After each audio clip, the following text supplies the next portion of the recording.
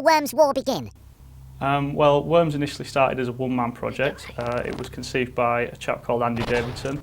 It was a game that he wrote as a multiplayer title, something that he and his friends could enjoy. He actually wrote it while he was still doing his maths A-level at school.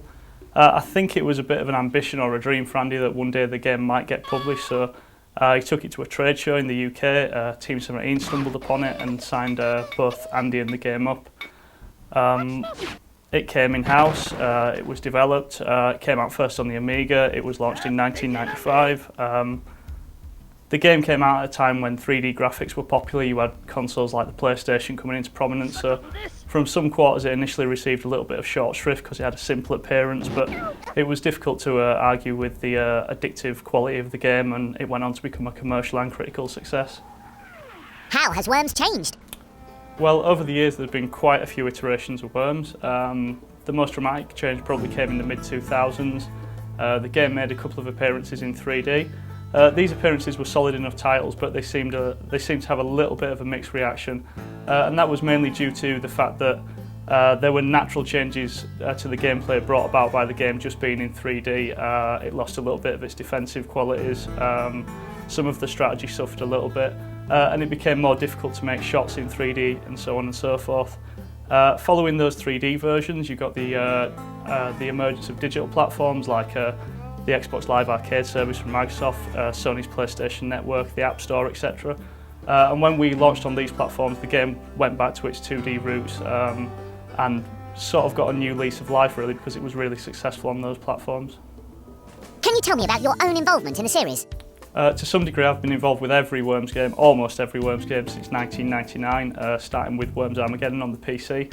I think my first role as a lead designer was in 2006 with Worms Open Warfare 2 on the PSP and DS.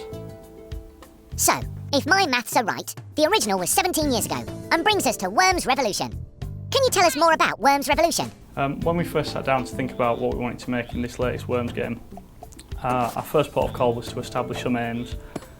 We were very conscious of the history of the brand, where it came from, the number of games that we'd made before that, and kind of, I suppose, to a degree, we wanted people to take notice of this game. We wanted a version of Worms that was essentially a game that could compete with the other high-quality products on those same spaces into which we'd be releasing.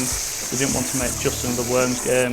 Terms like a next-gen version of Worms were bandied around a lot. So we basically established that we would need a new engine. We wanted the 2D gameplay that the series is known for, and we needed some new features that would evolve the brand in meaningful ways. And the result was really a completely new engine. We didn't want to use the 2D engine that we'd used in the past because we felt that that might limit what we were able to do. And we were also worried that it also might end up looking similar to those previous games, which wasn't what we wanted, basically. And how does Worms Revolution fit into the series? Well, creating the game from the ground up, one of the things that we need to consider is that none of the things from the old games are ported across. None of that stuff comes across for free. While we're trying to make something contemporary, at the same time it needs to be recognisable, it needs to feel it, it needs to play like Worms. That's very important to us. We have staff members working on getting the balancing right. They've worked on numerous Worms games such as Worms Armageddon in the late 90s. With the new engine we've got gorgeous high definition graphics.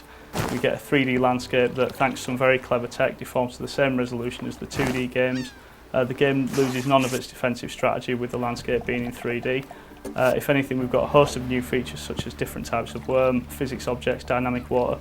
These increase the game's strategy. You get situations in multiplayer games that just flat out can't happen, don't happen in the previous games.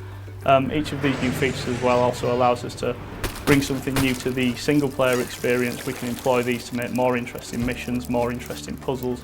At the end of the day, I hope the end user feels that we've made something that's recognisably Worms but has a unique freshness to it.